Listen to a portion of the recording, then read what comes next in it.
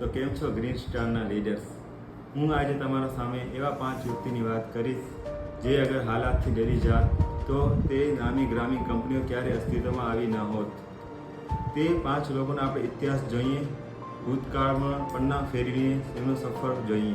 જેમ alone Musk અગર હાલાતથી ડરી જાત તો ટેસ્લા ક્યારે અસ્તિત્વમાં હોત। જો જીફ બેઝોસ અગર હાલાતથી ડરી જાત તો એમેઝોન અસ્તિત્વમાં હોત। જો સ્ટીવ જોબ અગર હાલાતથી ડરી જાત તો ક્યારે એપલ કંપની અસ્તિત્વમાં હોત। જો લેરી પેજ અગર હાલાતથી ડરી જાત તો ગૂગલ ક્યારે અસ્તિત્વમાં હોત। જો આનંદ મહિન્દ્રા હાલાતથી ડરી જાત તો XUV 700, થાર, સ્કોર્પિયો જેવી ગાડીઓ આજે ભારતના દિલો ઉપર રાજ કરી રહી હોત।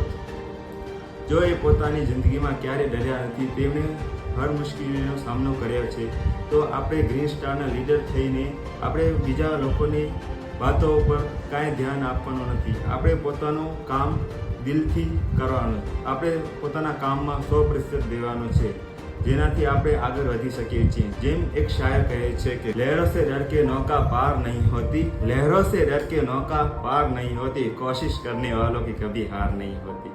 જેવી રીતે રતન ટાટાજીએ મજબૂત ઇરાદા સાથે પોતાની સ્પીચમાં કહ્યું હતું કે હું ભારતના આમ આદમી માટે એવી કાર બનાવીશ જે 2 વ્હીલરના ભાવે વેચાશે।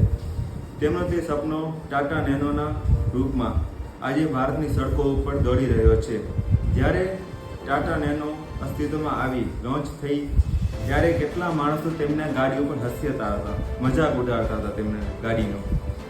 પણ રતન ટાટાજીનો ઈરાદો મજબૂત હતો અને ટાટા પરિવારની અંદર આજે નેક્સોન, હેરિયર અને સફારી તેમજ ઇલેક્ટ્રોનિક્સ કાર સેક્ટર તેમજ EV સેક્ટર્સમાં તેમનો મોટો ફાળો છે, તેમનો